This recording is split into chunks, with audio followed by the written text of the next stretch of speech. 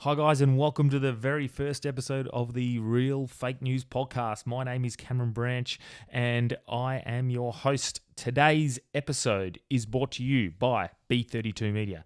B32 Media is a company I created myself that specializes in social media management, video content, photography, and all things that can help boost your business or brand's awareness. So, if you need help in those sorts of areas, contact B32 today. Now that the shameless plug of my own company is done, we can move on with the show. Today's guests are Blake Kappler of BK Performance. He is a professional triathlete and has a really good story about where he's come from to where he is now. And James Clarke of Do You Even Boot Camp. He is a personal trainer who owns his own boot camp company and also works in a rehab centre trying to help people with drug and alcohol rehabilitation. And they're both absolute legends. Really enjoyed the conversations, and this is the sort of stuff that we really want to be talking about, and the conversations that we want to be having on this podcast. So, without further ado, welcome to the Real Fake News. Fake news. And I want you all to know that we are fighting the fake news. Fake news, the enemy of the people. That I call the fake news the enemy of the people. The fake news.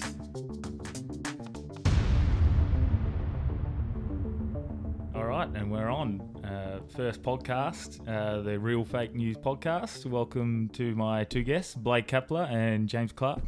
Yo. Hey, What's how you going? doing? Yeah, good. How we going? Pumped. Yep, awesome. You're popping my cherry. This is Yeah. my first podcast.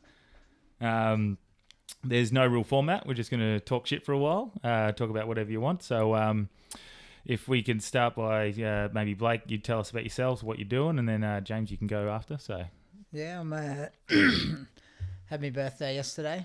yep, Turned beautiful. 35. Well, don't look a day over 34. And just I was in the construction game for like nearly 20 years. Bad lifestyle, changed it all around and ended up finding triathlon. Triathlons made me meet both you dudes. So it's got to be a good thing. it's a winner there. And James? I'm training under Blake at the moment, under BK Performance, and I'm a personal trainer myself. I run boot camps out of Clarkson under Do You Even Boot Camp, represent. And Yep.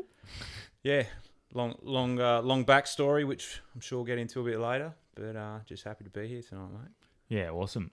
So you both do the triathlons, and when I honestly see you guys do them, the one I seen in Busselton a few months back, it just like freaks me out that you're going to run that far, swim that far, do the bike at the same time. How do you approach it like mentally at the start, knowing that you're going to finish this 4 kilometre swim and then you got to go on a however long run and Before we answer this question, you just look like a little kid in a fat kid in a cake shop. You're that excited about this podcast. Mate, I've been chomping at the bit. I really wanted to do this. I mean, I've actually had myself a lot go on today, as you guys know. I've handed in my notice, so Yeah.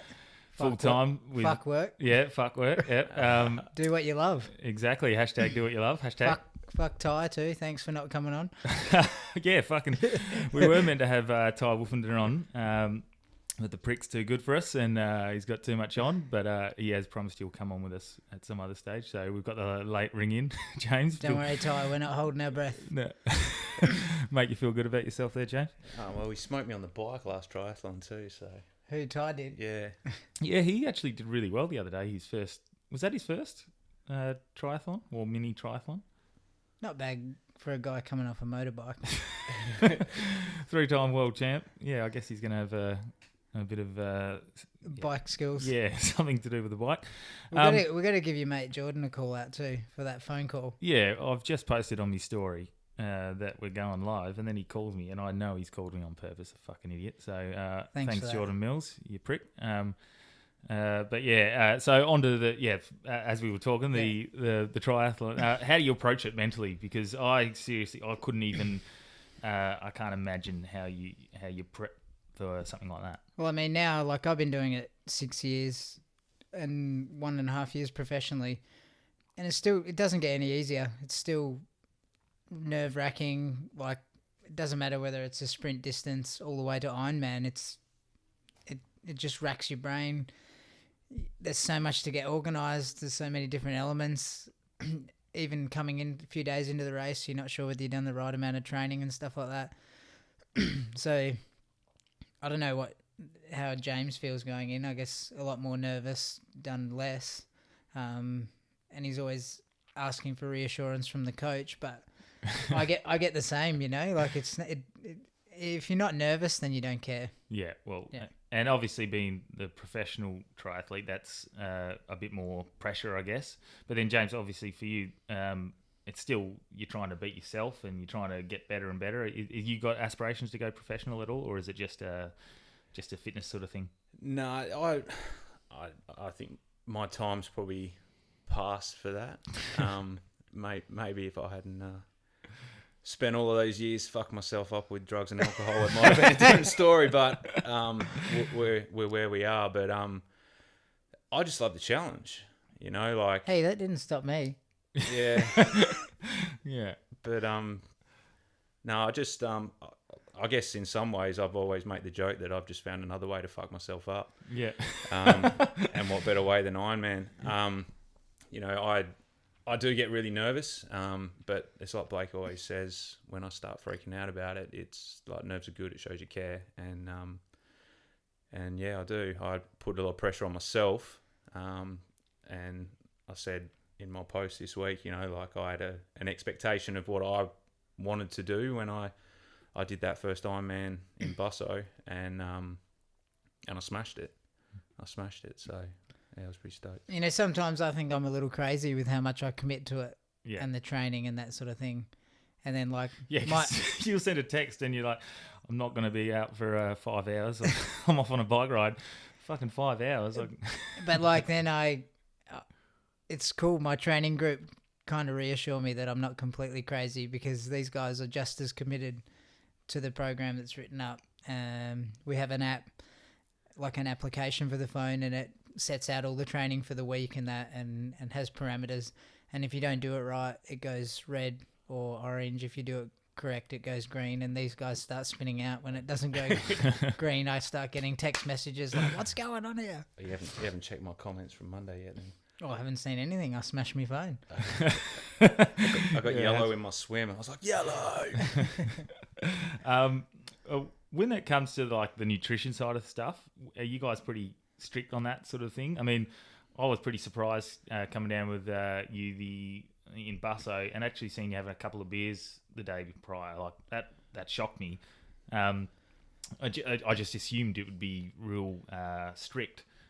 For all your listeners, that was Blake, not me having the beers. But I mean, you hear about like those ultra marathon runners, and that I think it's Courtney Dauwalter. She beat all the men in that crazy fuck off run in.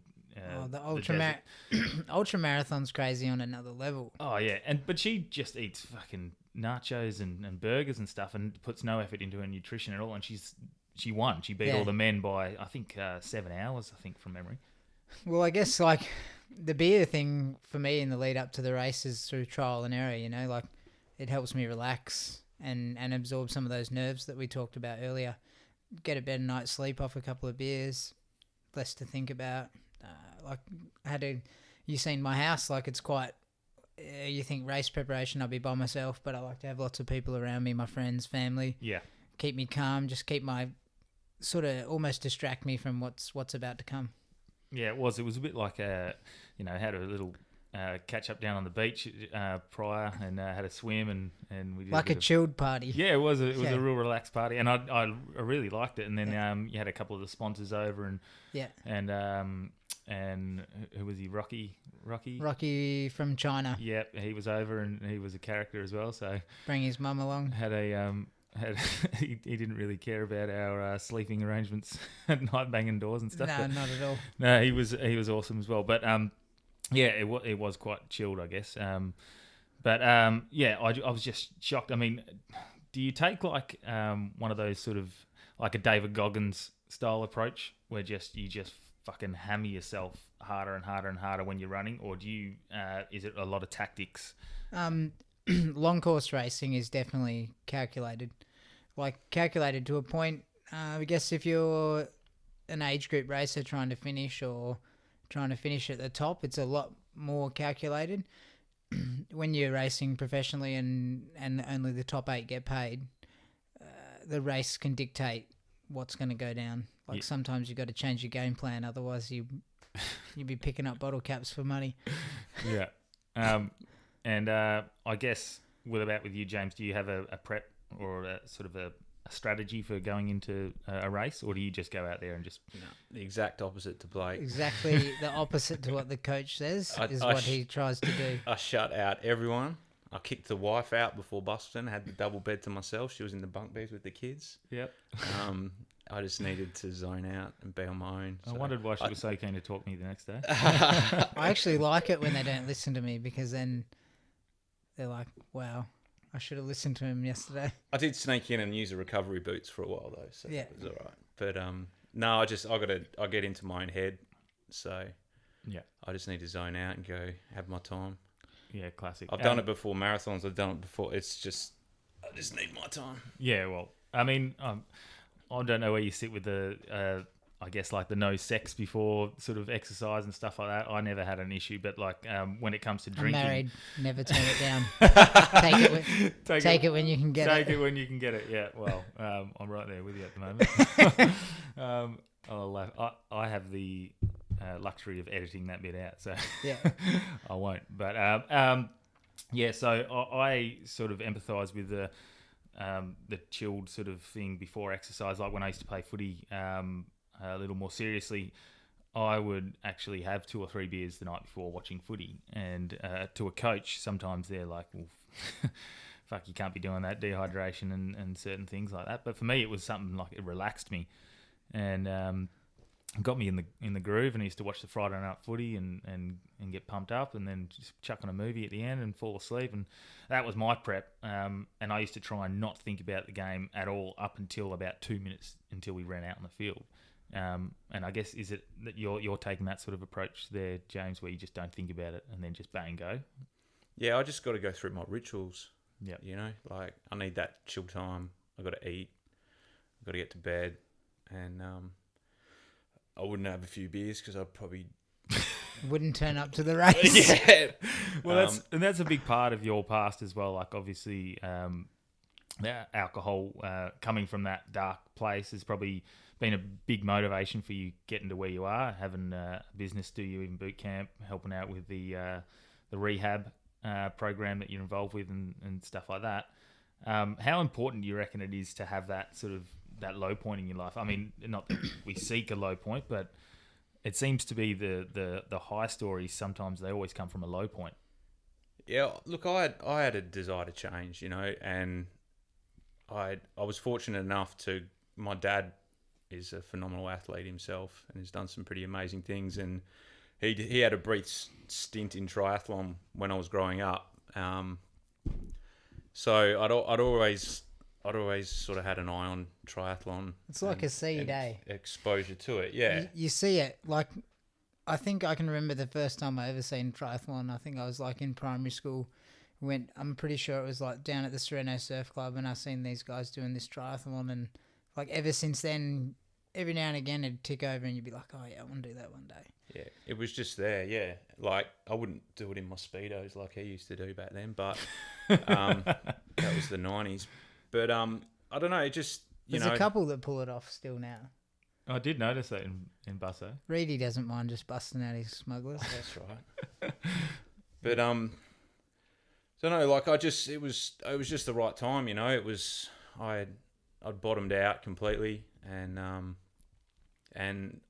had an opportunity to train for these triathlons, and I did one, and I was just kind of hooked. And we're not talking Ironman distances here; we're just talking sprint one, so completely different distance. But I just kind of got hooked, and I always had it in my head that I was going to do an Ironman one day, but I had to go through the process of the the half marathon and then the marathon and then some big bike rides and basically everything I could do to avoid getting in the water.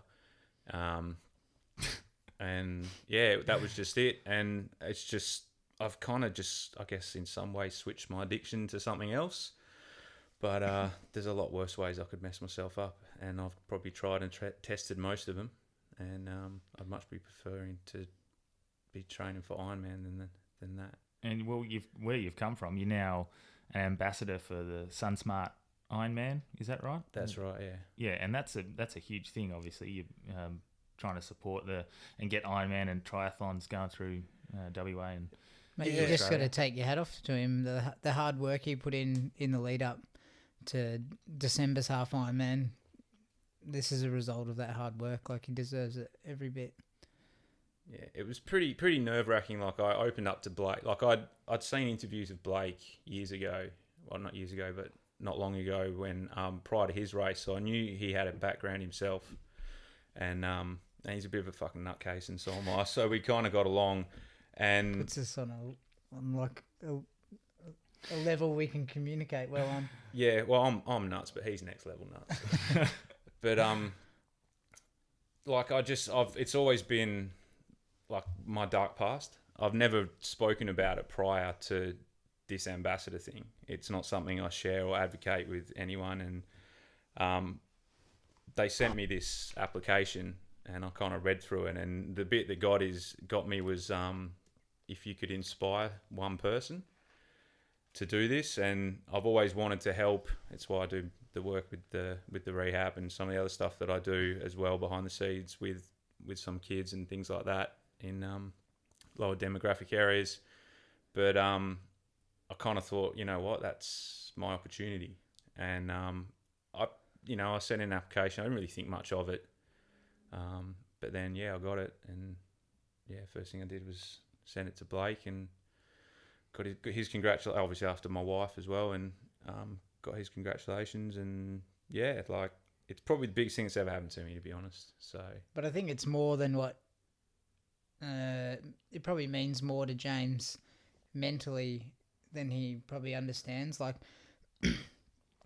dealing with addiction and bits and pieces like that, one of the biggest parts is being able to accept it, own it, and part of owning it, like owning it properly, is being able to put it out there. Yeah, 100%. And like, I think that the program and what it required just gave him that, like he'd done so well and come so far, and he just needed that last little push, and it helped him open up. And like he said, like, being out there about it, if it just changes one person, like it's worth it, Yeah, that's right. There's a lot of people struggling out there that find it hard to talk about anything like that. So James may help a few. Yeah. Well, he's certainly very inspirational. But I do agree, you're both fucking nuts, because, I mean, even like when I first rocked up, and for those listeners at home, the millions and millions listening at the moment, they wouldn't know, but I actually work for Blake and James to a certain extent. And when I came and met you guys for the first time, you both rocked up, and this guy with a bloody mohawk, and then James and rocked up, and I just thought, fucking Jesus. We've got some interesting cats here. Who we got here? And then end up getting to know you, and they're both legends. So I think the sport itself attracts like very, very similar personalities across the board. Like, although everyone's so different, at the end I think there's a lot of core attributes that are shared between all of it. That's why it's such a tight knit community. And how close are you to going like full time with this in regards to the BK and the coaching? Well, someone set a date today. Put some pressure on. Someone set a date, and we did say we'd try and do it together. So yeah, shit. I think I did actually say to my wife, I was like, that might be my day too. Well, that's it. You know what? I actually, and I hope the workplace doesn't listen to this. They probably will. I actually set my date to be at, I think it was like April 16th or something like that, something along those lines. It gives me about 2 months to sort of get everything prepped up, ready to go. Yeah. It's a bit boring, not taking the leap in one day, but like, I was a bit logical about it. I really think like even like your business is completely different to mine. Yeah. I felt that bond and push and right from the get-go when we met at Dome. Yeah. And I was like, this dude is on the same page as me, and as Goggins would say, he's driven. Yeah. Like it's not just going to blow out. And I think we fueled off each other a little bit. I think both the businesses have done really well off bits and pieces that we've both done, and I'm stoked with the way it's going. Yeah. It's good. 100%. And then to see that post from you today, like I was super stoked for you. Tickle your balls a little. Yeah, I was like, fuck, he set the date before me, the bastard. Yeah. Well, look, I'm going to set mine the day before yours. Well, I had these dates all set, and I kept on saying to Steph, we'll go June 26th, I think, for the financial year and stuff, and it sort of just kept on getting pushed back every time. I kept on setting a date, and I just hadn't really committed to it. So I just went into the boss today. I sort of made a decision last night that I was going to do it. It was like it happened last night. I had no plans of it, and then last night I went, "Yep, it's got to happen today." Yeah, and walked in and said, "Yep, it's got to happen. Otherwise, you keep.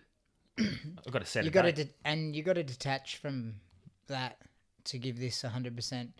And I'm all for that too. Like a lot of people would think my major goals this year will all be racing and trying to make Kona, but my biggest goal this year is to sell my concrete trailer so that I cannot fall back on it.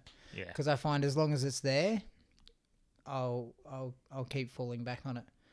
If it's not there, you got to put that extra effort into the business. Yeah, and that was the thing. As soon as I said it to my boss, it was like a weight off my shoulders. It's like I've set the date. It's all on me now, and I'm in control of the situation. And I'm not an idiot though. I've said it now. I realised I was going to go to 16th, but then it's missing out on I knew it was Easter and Anzac Day public holidays. So just I might set it for about the April the 26th now, and just get those public holidays paid in before I bugger off. I knew you were closer than maybe what you thought you were when you posted the first video with your full month or full week.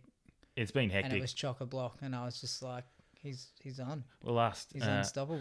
Mate, I could see in my mum's eyes the other day. She could tell I was fucking exhausted. I was just a broken mess the other day, and Steph was not much better because she's had to help with the baby a bit more.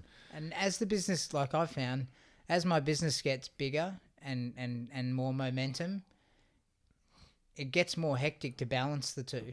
Yes. So when you pull the pin on what we call now the secondary drop, yeah, it'll actually allow you to put more energy into the business that you love will become easier.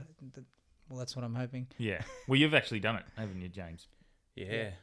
And I did it 5 years ago now. And so you weren't as calculated as me. You just went bang. Look, mine was a bit different though. Like I had some kind of cards fall into place. I wanted out of what I was doing. Like I found. What were you doing? I was working in IT, so I was working mining, systems engineering, and I was basically a keyboard puncher. Riveting. Yeah, I think he was a little bit more talented than a keyboard puncher, but that's what it felt like I was doing though. Like I just had this moment. And this is I'd got sober by this point, so my training was everything. Like it was what was keeping me sane. And I just got to the point where I felt like I was trying to fit my training around my work, and I was like, "This isn't a fucking way to live. This isn't how I want to live. I want my training to be the primary part." And I took some time out, flew over to the UK, spent some time with my dad, and I remember just sitting on his couch, and he just said to me, "Mate, it's a no-brainer what you should be doing." And I literally landed and got a redundancy. So I got big payout. And I went requalified as a PT, and I invested that money into the business. So I had a contract, like an IT contract, kind of going on the side still, just through luck, which kept me going while I was studying, but which I've managed to maintain as well on the side. But I took the plunge because I wanted to, and I didn't have the fallback. I'd kind of like lost my job. But it was really, really scary. The lucky thing I had my wife's a bit of a gun, so I had her support. I didn't think I could do it, but she just kept saying to me, like, I believe you can. Let me believe in you till you believe in yourself. And I gave it a crack. And It's a daunting step, stepping away from your, what would you call it, like your financial security. Security, yeah, the comfort. It's just that day to day, like where your money's coming from. And like she's always doing new businesses and trying new things, and her idea for generating new income is to do a new business, where my mentality is kind of just go and get a job and go and work for someone else and have that fucking mundane life that no one really wants anyway. So and that's the biggest kickback I find is a lot of people are pretty supportive, or very supportive, and especially when I put something up like what I put up today. I put up a post saying that I'd actually pulled the pin or given my notice and set that date, and it's just the feedback's been amazing. But then when you go and sort of, I'm probably a little blunt about it, and I try and point out ways that people can do it themselves as well, and sort of point out their own flaws, as well as I've got my own flaws, so I'm not pointing the finger too much. But when I point that sort of stuff out, it doesn't get anywhere near as much feedback. And it's just as important as what I'm saying when I give up my job and stuff like that. And it's like that people take it as an attack, I think. Yeah, they do. And I don't know what causes that, but like there's But you'd hear it. You'd hear, "Oh, I wish I could do that." Yeah, or the one I hate the most is, "Oh, you're so lucky," and I'm like, "Fuck you! I fucking worked my ass off to do this. Yeah. This isn't fucking luck." I get it too. Like, like they're just like, "Oh, you just get to travel and race," or like, "Oh, someone sends you a bike." Yeah, Or like you get a free pair of trainers. I'm like, mate, they're far from free. yeah. if only they knew. Yeah, well, this is Sometimes it would be nice just to go and buy something. Well, and yeah, this is it. Like me and the wife, we're making sacrifices. We're selling the house, and that's sort of different. But we've got a kind of a neighbour, but it's actually he's a prick. But we're actually selling the house is going to help a lot, and just paying off a few debts and stuff like that, and just living a life of a little less extravagance, and it'll make my actual overall happiness that much better.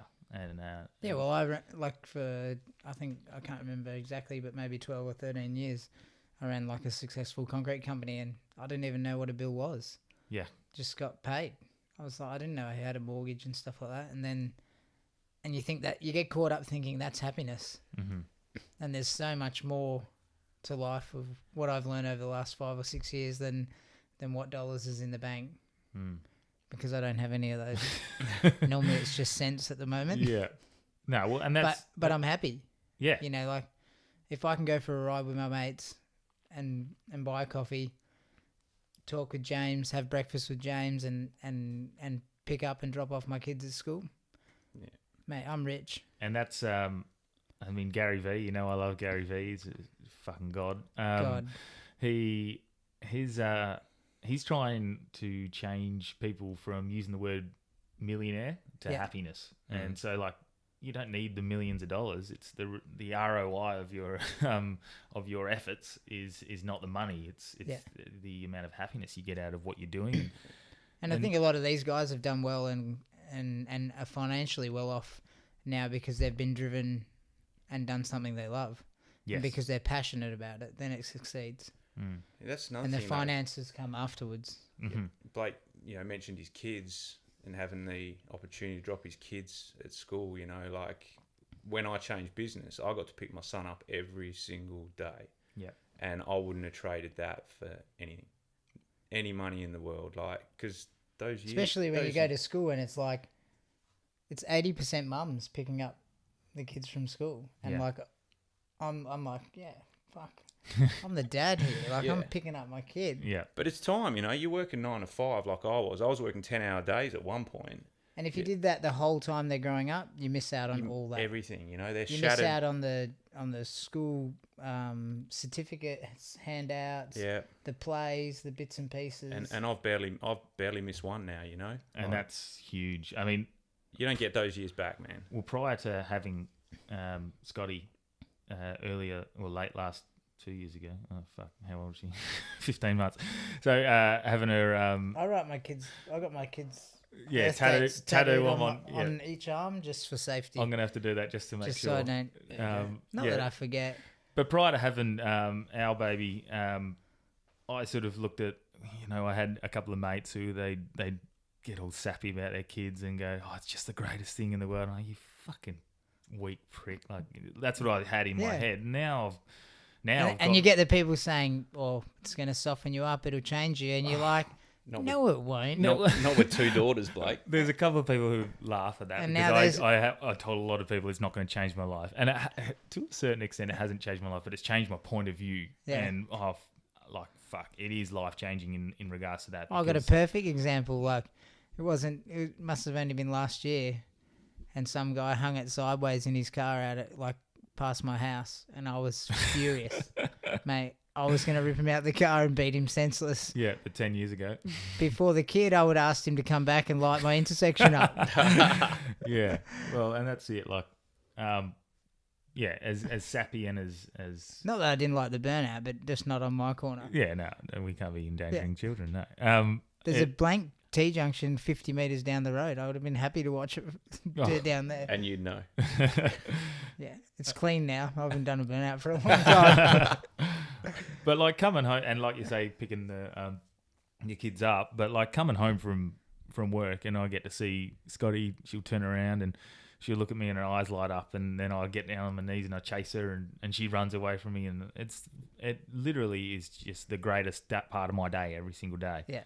And it doesn't matter what's like. I've had the worst days, and you come home, and no matter what's happened that day, when my little ones hear the car come in, doors open, and they'll come out and spear tackle you with a cuddle, and it is like it all goes away. Yeah. And it puts things in perspective. Like, yeah, so what if the concrete went shit? You know, like, who cares? Yeah.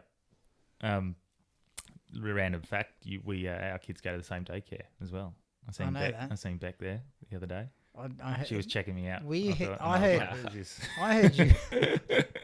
I heard you ask for her phone number. Well, I didn't, and then she turned around and oh shit, sorry about that. But yeah, I just look over the fence and I keep an eye on the kids. Is that where you That's my house. Perfect. I don't really. Okay. So now we've finished with that beautiful D&M about our kids. That's I have great. fallen off that top fence into the playground. Kids biz. Yeah, when we've been drinking at night time. Kids biz was closed. It's like a fucking 16-course limestone wall there with a fence on top of it. I forgot that the other side's a bit lower. You just forgot that there's a kids play centre next door. And I was hoping someone put the trampoline there. Yeah, perfect. What was I going? You guys next week, both speaking at an event. What's the go there? So one of the local tri clubs, Fremantle Triathlon Club, have invited James and I to be guest speakers. They've got a range of topics, anything to do with triathlon, to nerves. There's a lot of people struggle with the swim. I'm a strong swimmer, but also through last year I spent some time struggling with my swimming. Is that through the panic attacks that you've mentioned before? Yeah, it can be panic attack, or there's a medical. Yep. What would you say? Yeah, there's a medical issue that can cause it as well. It's very hard to define the medical issues, like a grey area. There's not much research done on it. But I think a lot more people suffer from the medical side than they think, and it just gets put down as a panic attack. Yeah, okay. So hopefully I can shed some light on that, because I've worked my way through it. And like I came to a T-junction and I was struggling with my swimming that much, and the swim becomes so important in professional racing that if I couldn't sort it out, my ultimatum was to retire. It'd make or break your race, wouldn't it? Yeah. You miss the front pack. You're in a shit fight all day. So you guys are motivational speakers then? Mine's kind of, you were fat once and now you're not. What did you do? But I mean, the swimming, like, I was fat too. you were. I have seen I those was. photos. Was I fatter than you? No way. Hey. You're not tall enough to be fatter than me. If you were Fuck, fatter, I was probably wider than I am height wise at one stage. that's a worry. Yeah, I know. A lot of yours was in the guts from memory, and a lot of yours was in the neck. Yeah, I had no neck. Bro. It was zero neck. I was an animal. Not to point fingers and fat Oh, shame. I think I look like I'd been stung in both my eyes by a bee. I like your dishwasher Has that photo. guy got his eyes shut?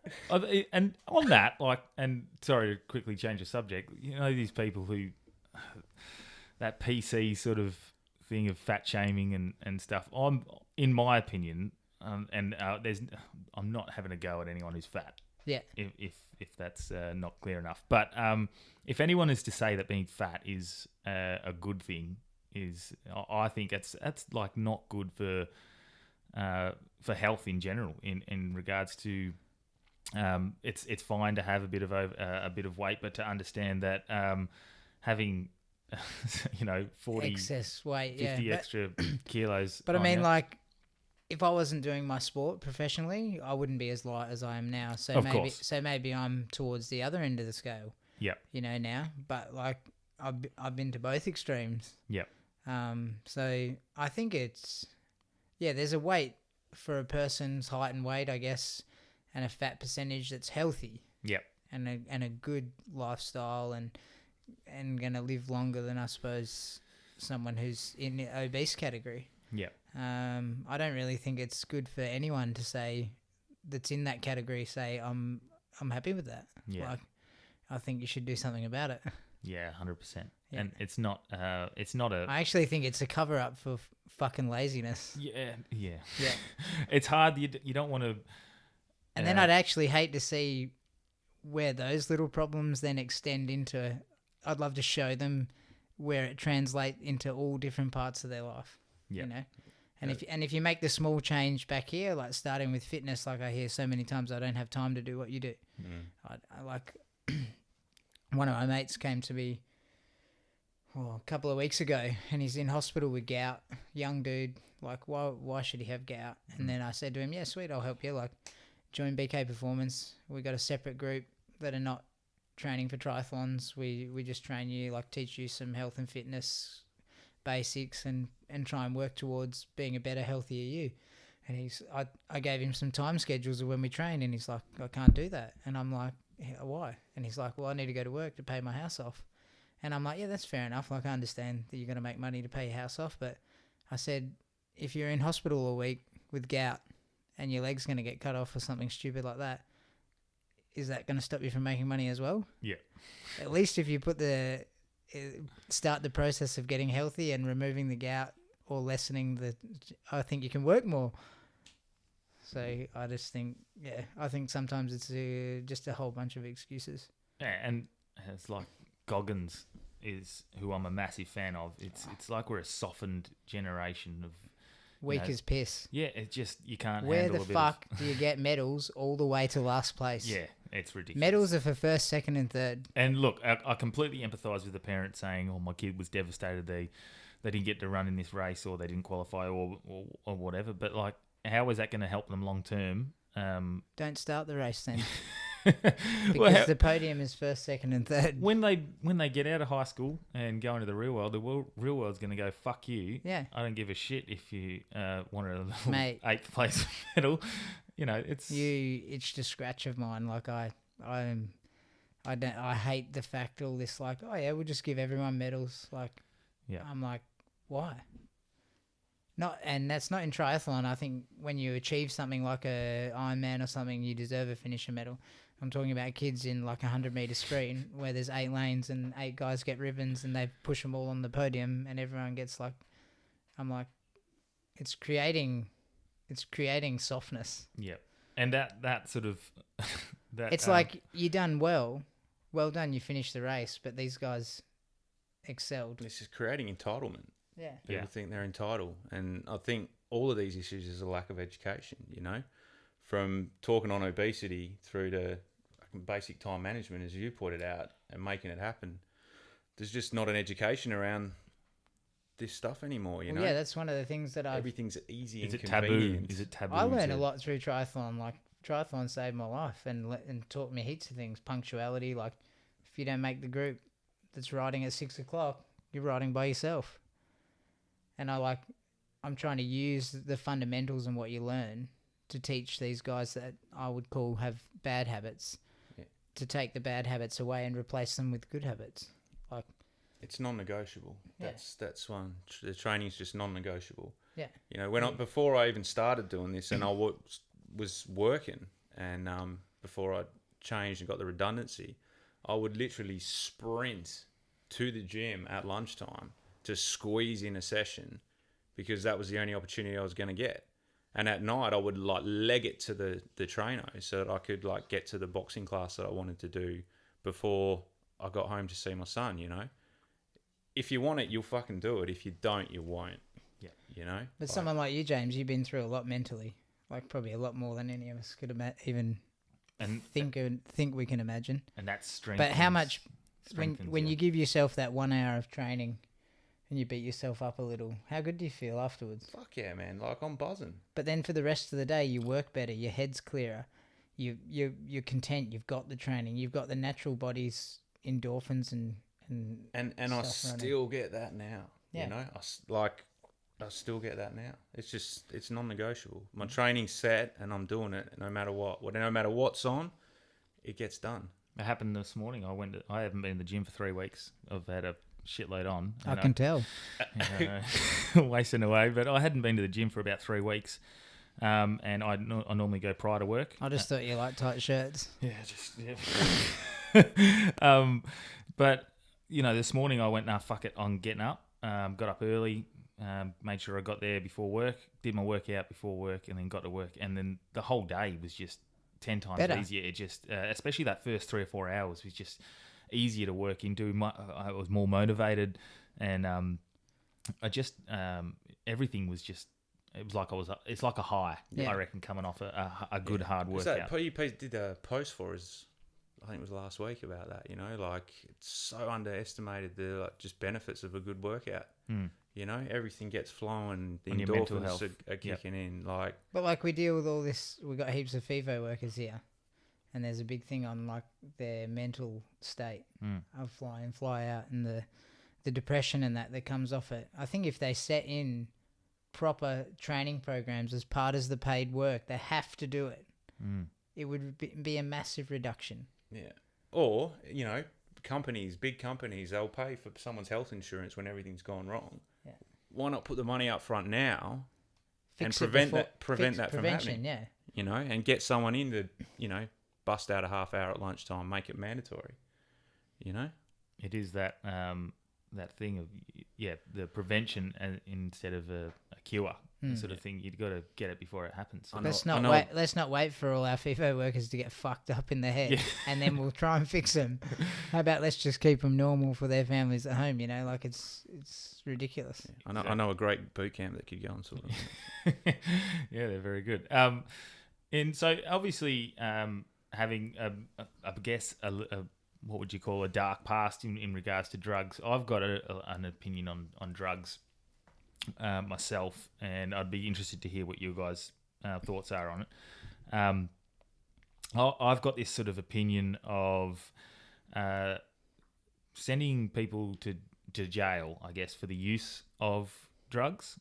I know it doesn't happen straight away. There's normally a strike sort of system and reoffending, but using drugs have been found with drugs. I don't think sending someone to prison for that is ever going to help in that way. I feel like sending them to some sort of rehabilitation is far more beneficial. And I'm not saying legalize drugs, but decriminalizing the drugs is an argument I made in a blog post that I posted last year. And had some people actually really strongly agree with me, but then some people really, without even really reading my opinion and why I thought that, they were very, very quickly opposed to the sort of the idea of any drugs being decriminalised at all. I think they just automatically assumed I meant drugs are fine and they should be legalised. But, what are you guys' thoughts on that sort of? I think a lot of it's goes back to like they need to be educated and taught more about it rather than locked up and the key thrown away, you know, and help their mental state of thinking, oh yeah, I'm locked up, I'm useless. They've got to be willing to want to change first and foremost. I mean, I'm glad you point out the difference between decriminalisation and being legal. Yeah. Two different things entirely. And I think a lot of people get confused about that. I'm not really going to give an opinion on what I think drugs should be decriminalised or not, but unless the person taking the drugs is willing to change, then you could send them to rehab. It's not going to make any fucking difference at all. Actually, what you were talking about is part of your job, right? That's right. Yeah. James directly works with drug addicts, alcoholics, Which is why I depression, thought it'd be very interesting men's to hear depression groups and stuff like that. James uses his past as a tool to help others massively. He deserves a pat on the back. It's awesome. And I think sort of something like that is far more beneficial than, like you say, just chucking them in the prison and throwing away the key. And I think it's way better coming from someone real.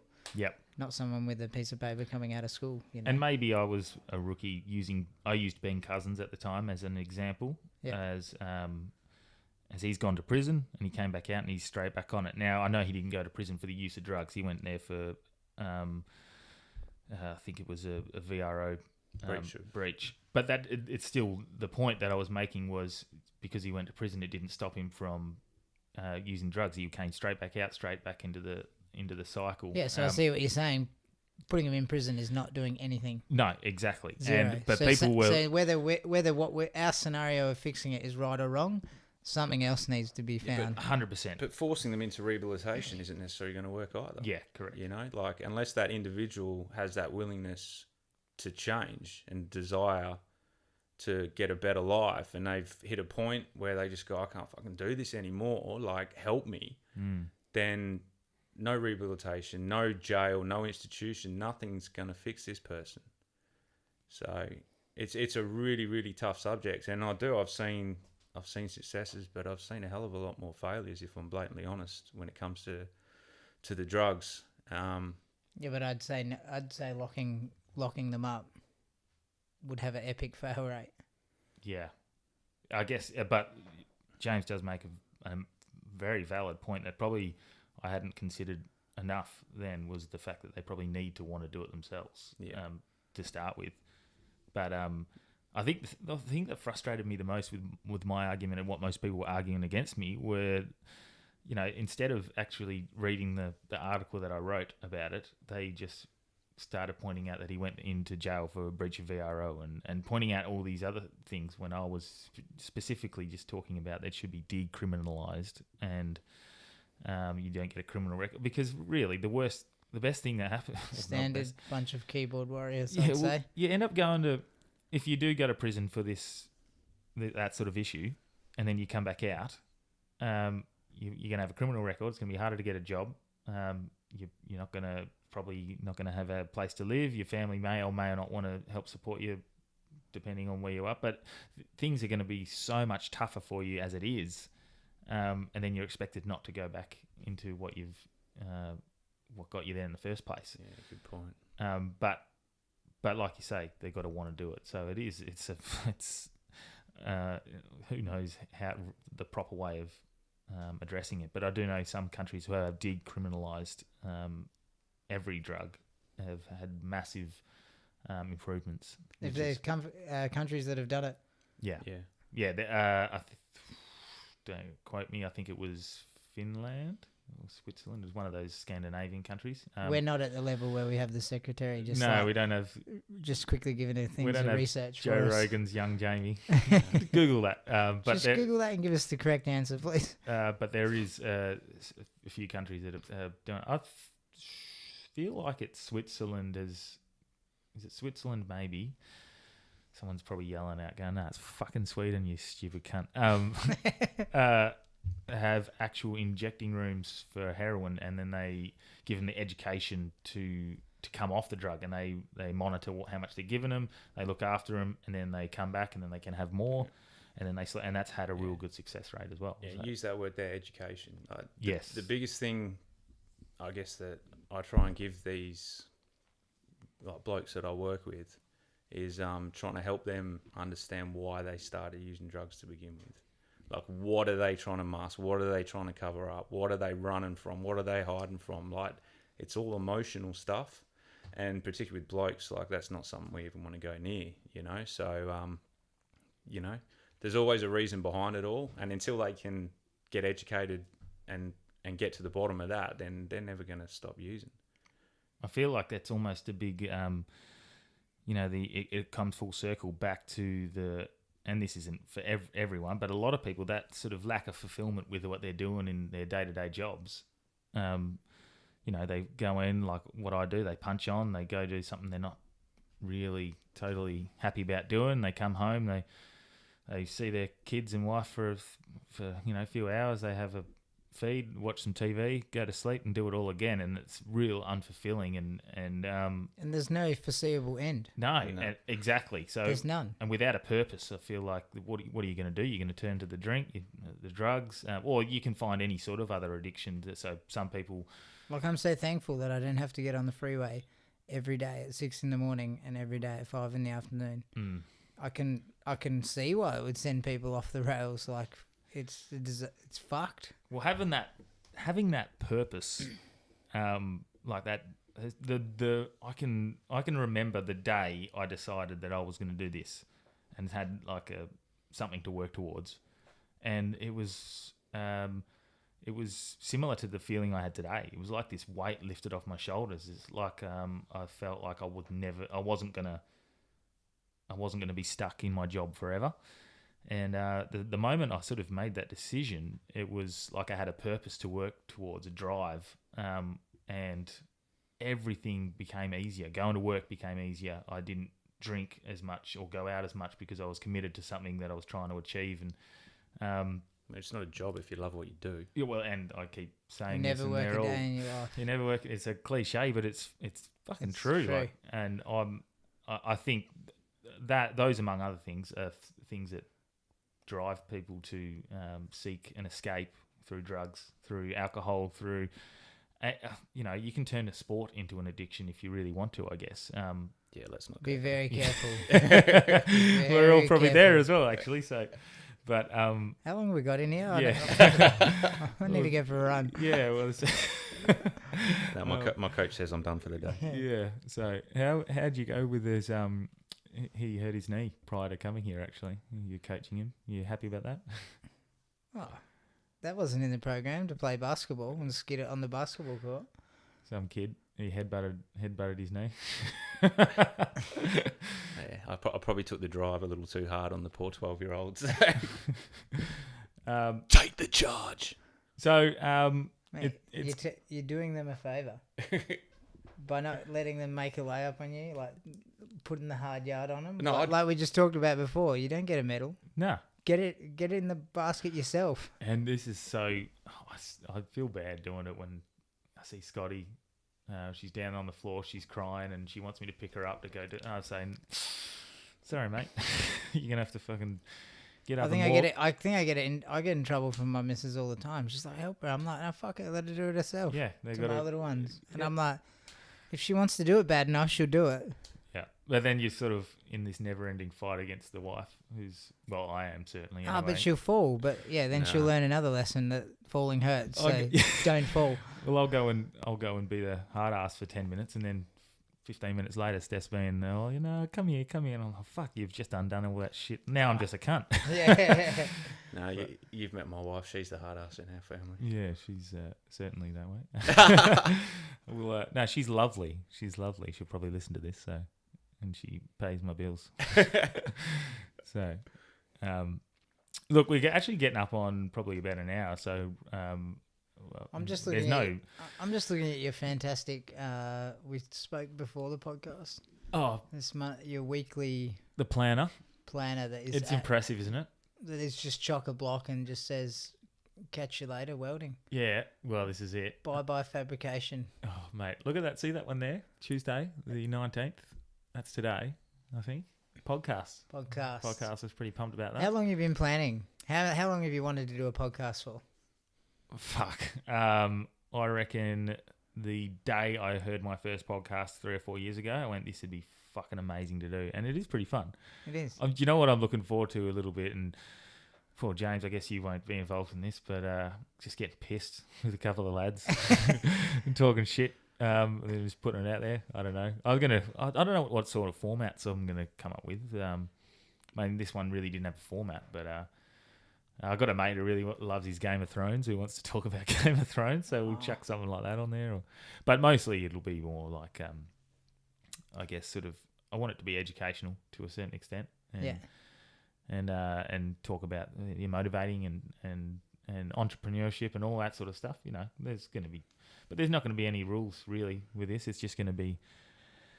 What a box tick, but podcast. Yeah, I probably should have put that in my little boxes there. Go full time B32 2019. I can't wait to fucking tick that box. That's not long away, given notice. And then to produce the feature documentary.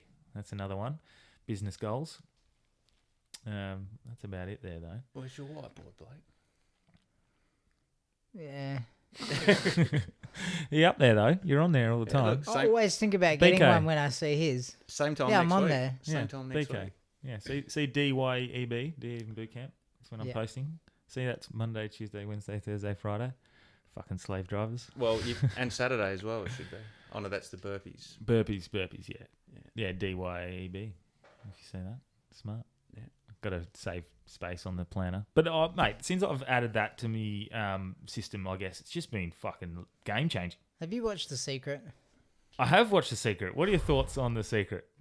I just reckon it's a game changer. I reckon as well, because and Tony Robbins says this. I think you question then any time you go off the rail, like you're not thinking on the right path, you sort of yes. you remember it and you put yourself back on. You're like, change the way you think about that. I think like the first time I watched The Secret, well, not the first time, Have the you only watched time, it? but The Secret. I'm not of the opinion. Don't tell James The Secret. He hasn't watched it. Hide the secrets. Don't worry, you don't want to watch it. It's shit. I'm of the opinion, and Tony Robbins says this all the time, so I'll probably get done for bloody plagiarism here, but I'm not the type who watches The Secret and thinks you can go out there and go, there are no weeds, and then the weeds just disappear. Yeah. But saying there's going to be no weeds and using that as the motivation to take the action and To get rid of the weeds. To get rid of the weeds Yep. is like a manifestation in itself. So I think if anything, that documentary, you get some fucking plebs, and I probably got sucked into it a little bit at the start because, as a few of my friends know, I actually went, all right, so I'm going to win lotto. That's what I just tested it. And no word of a lie, the day I wrote it up, so I watched The Secret. The next day I wrote, I'm going to win lotto on my door.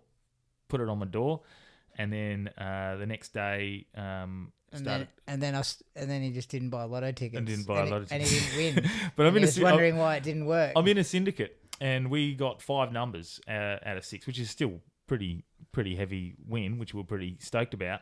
And I went, oh fuck, that's a pretty big coincidence, you know. No, Come on, mate. Don't act like it's a secret. That- How much was the that's- syndicate? Yeah, that's no good. Oh, it was about 7 or 8 grand. It wasn't. It was okay, but it wasn't huge. And then 2 weeks later, same thing happened again, and I'd never won it before. We'd never won big like that before. And then by chance, I went, this thing's fucking awesome, and I tore it down, and I was gonna print it all up and put it everywhere, and I just forgot to print it up, and we haven't won since. So make of that what you will, but that's Can you print me one out? I'm fucking broke this week. Yeah, so I'm not of that belief that you can just look at something and it's going to manifest. I think that.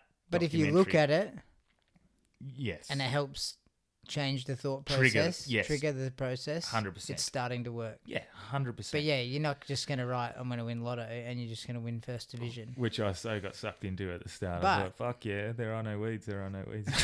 There are no weeds. But yeah, no, of course.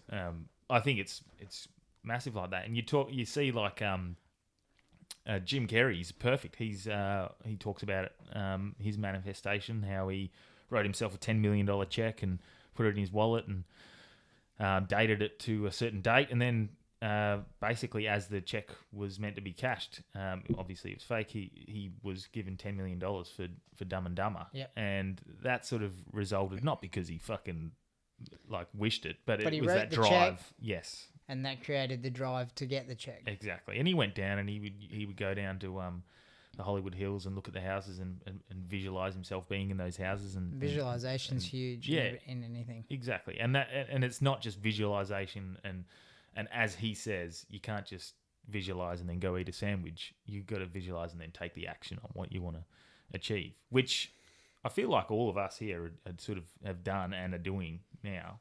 I mean, I certainly come up with my sort of vision for what I wanted to do, and it's fucking huge. I still come up with I still have goals like this. Yeah. I don't have a fancy whiteboard, but I got a shitty A4 bit of paper that I wrote on. It's stuck on my. I wake up every morning and I look at it. Mate, that was free as well. I got that off the brother and sister-in-law. So I mean, that's it. I'm going on the free section. Yeah, Gumtree. You just you don't have to spend money to make money. No. I mean, sometimes you do. Yeah. But it's that though has been a fucking game changer because having a plan. All that keeps the thought process going, keeps the drive. Mate, Sam wedding anniversary on Monday, and I've had to ask the missus 3 times what we're doing on the Saturday. And Saturday I've got the burpees there, and because I haven't written it down, I don't know what's there. But we're going to stay in a hotel for our anniversary, just have a night us together. But because it's not written down, I fucking don't have a clue what's happening. I keep forgetting, You better write that down. I still haven't written it down. So that's how reliant I've become on that planner. If it's not written down, I don't fucking get it. And then it got so bad the other day, I actually wrote something down on the wrong day, and it fucked my whole week because I wrote down I was meant to go see a Jordan Peterson. Do you know Jordan Peterson? Who he is? He's a Canadian. Oh yeah. Canadian psychologist. He's very controversial, but he's Are you gonna get lucky? Hey, are you gonna get lucky on your sleepover? Probably. I hope so. Steph, you listen to this. If you can deal with getting an hour in, we're gonna get freaky. I really sort of held back then. I was about to go hard, and then no. And then he thought about what he was actually thinking that he's gonna do, and he's like, saying I was about to go hard is probably not appropriate either. I'll probably go down to get some waffles down there in Northbridge, and then fucking pass out before anything happens anyway. So,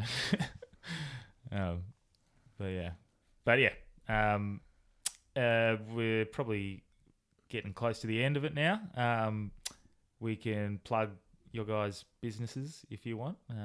What are you, James? You want to plug the boot camp and what you're doing? Yeah, so we're doing boot camp based out of Clarkson. Good social media manager. Oh, excellent! Yeah, best thing we invested in, definitely. And that's no bullshit either. It's not blowing steam up. Yeah, I mean it's funny how it all works out. You know, Blake asked me to come along that one time, and the network started. You know, and now you're doing work for us as well. And that awesome promo video the other week, which was great. And actually, I know we keep dragging it on and on and on, but I got home that morning, and I said it's just fucking good to like work for people and with people that one have a similar sort of goal and driven sort of lifestyle, but then just easy to work with. And I can't remember if I've told. I think I messaged you and Becky that one day before, but yeah, it's just really good to work with those sorts of people, and you feel like I can't even explain how you feel when you get home and you're like, fuck, this is. What does that buddy Gary V say? You got to put the people around you, driven, same like-minded people. Drop your loser friends. Yeah, just fuck them off. Fuck them off. Doesn't matter who the fuck they are. Yep. Fuck. I got a couple on the list. Oh, I've had to. If you're listening to this and you think you're getting nervous, you're getting the chop. If you haven't heard from me for a while, you're fucking gone. But yeah, sorry. Sorry. Mine all just left me when I started swim, bike, and running crazy distances. Oh yeah. I just like had none left. I was like, where's everyone gone? Well, do you think that's like? Do you think actually some of those people are sort of it's a jealousy thing and they're just sick of seeing someone being? I think Australia has definite problem with that. You know, like they see someone stick their head up, do something better. Tall poppy. Yeah, rather than taking the Gary Vee scenario, place yourself around them and let's go up. It's way easier for them to chop you down and make them feel better about themselves, the level they're on. Yep. I think is that what he? I mean, we keep talking about Gary Vee, but he's he's never wrong. Like he's blunt, but I think it was him who said you got people who will build the biggest city in the build the biggest building in the city, and then you got the other people who will fucking burn every other building down and then just build theirs tall enough to be bigger than everyone else's. And it's like it's really bad in Australia. I think you know. Or like just thinking that you can't, they just have the wrong mindset.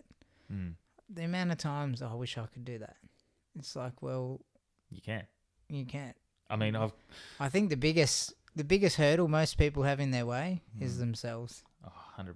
If they get themselves out of the way, they'd be fucking surprised with what they'd achieve. I feel like I've got a lot of people in my life still in that situation where they sit there and they're more than motivated enough to do something with and talented enough to do something with their life.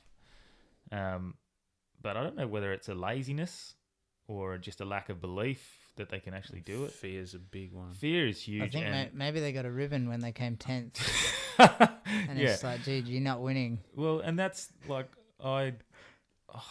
that fear that you speak about is huge, and I didn't appreciate it until today. And when I was going in to speak to the boss, and it wasn't to speak to him. It wasn't a fear of speaking to him. It was a fear of like, fuck, I'm into it now. I'm immersing myself completely into it. I'm giving and I put it out there publicly as well, so people can hold me accountable. I don't know if that was a smart idea or not, but it's definitely a smart idea. Yeah, but it's a sign you accepted it. Yeah, it's happening.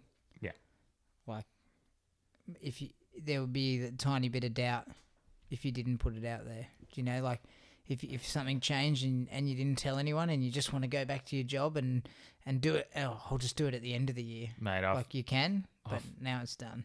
I've felt like I look like a little school kid running around. I would come down the steps after speaking to him and I was fucking grinning ear to ear and I almost didn't want to look at anyone. I felt embarrassed because I was going to go, fucking fuck you. I'm out, boys. Yeah, and I told a couple of lads I was going up to tell them, and they see me walking and they started beeping the forklift horn and getting up me and I got pretty excited. And then, coming down, I got nervous going up, but then coming down, it was just incredible. It's a high. Congratulations. I'm stoked for you, bro. Thank you. It was, it was... It's good to be at the forefront of it with you, man. Yeah, well, and that's it. Like, I've got you guys are part of that sort of group of people that are trying to get around me, the people who are driven as well. So, and that's why, as I was saying, it's great to work with people like yourselves. Yeah, so, when are you selling your concrete truck? Yeah, the day before. What date did you set? Do you want to put a date on it, or? Okay, so Anzac Day is 25th, so the 26th of April. I just want that one extra public holiday. Look at his foot twitching. Yeah, I'll do the same. I've got the nervous. All right, I'll set a date. Twitch. Soon. You'll set a date and just work towards it? Yeah. What do you need? Hey? What do you need? Do you need to achieve anything to do it, or is it? The process is in place. Things just need a few more stars to align. And you're willing to make sacrifices to obviously get that to happen, I guess. Oh, since I started the sport, we've been making sacrifices. You know, like my family's 110% behind me. They all support me. I mean, like my birthday present was money to pay for my professional racing license. Yeah, well, that's it. And without the support of the people in your family and the ones closest to you, it's fucking impossible. Because the days where Steph, she'll be, it helps when they believe in what you're doing. Yeah, like when the dream's real. And then I think adversely, you've got to be able to support them as well, because it gets tough on them. Especially I mean, your missus paused Netflix and came in here and took photos. She I know, is Riverdale. on board. Yeah, she took photos for the old. Riverdale was on pause. That Believe it or is not. commitment. That's but I'll go in there later and donuts. that's where the commitment ends. That's where let's end this. Yeah, that's it. That's yeah. Otherwise, we'll be on for it. Exactly. So continue pump up your boot camp, and then Blake your BK. Yeah, so I mean, the clue's in the name. We do boot camp. That's it. We train hard. We train tough. But we've got an awesome crew up there. I'm blessed with the people that have come through. Real community spirit. Some great friendships been made there for myself and some of the clients and within the club as well. And also Tenacious House. If you're a man sort of struggling with drugs, alcohol, or any of those things, just reach out to them as well. It's a good organisation out there in the Bullsbrook area. So either one of those, yeah, that's all I got, bro. Perfect. It's getting late. Balake. I started a online coaching business and a bit of a brand, all fitness brand, based around me and my professional racing. I really just wanted to share my journey and be able to pass on what I learnt. I started BK Performance, and now we run an online coaching business. If you want to get fit, you want to do your first triathlon, you need swimming training, biking training, running training, or you just want to learn to put some positive changes in place, hit us up. Perfect. Thanks. Well, thanks for that, lads. You popped me cherry. We got the first podcast done. It was naughty. Yeah, well, I'm looking forward to doing more and more and more, because this has been good. Yeah, it's been fun, and I myself am going to learn as I go along. Yeah. Get better and better and better, hopefully, and driving and steering conversations and stuff like that. But it certainly got easier as the conversations went on. So thanks for being good guests. And yeah, this has been the first episode of the bro. Real Fake News, and we'll speak to you soon. Cheers. You.